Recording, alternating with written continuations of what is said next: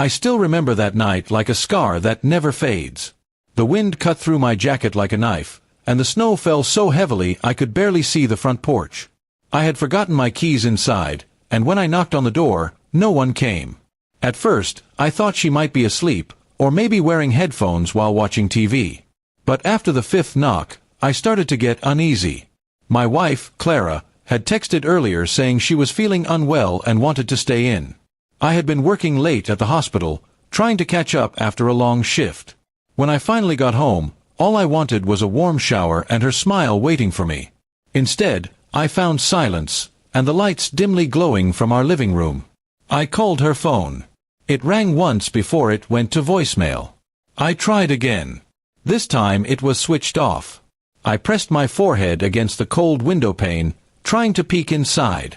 That's when I saw two silhouettes moving. One was unmistakably hers, and the other, a man's. My heart dropped like a stone into freezing water.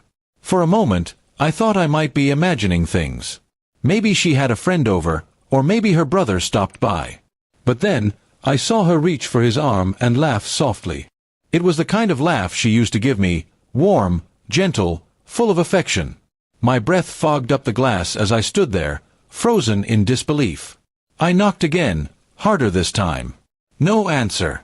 I could hear faint murmurs from inside, but the sound of the TV suddenly grew louder. She had turned up the volume. My hand started shaking, not just from the cold, but from the betrayal settling into my chest like ice. Minutes turned to hours.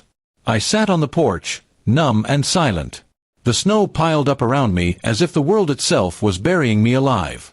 My phone battery was dying, but I couldn't bring myself to leave.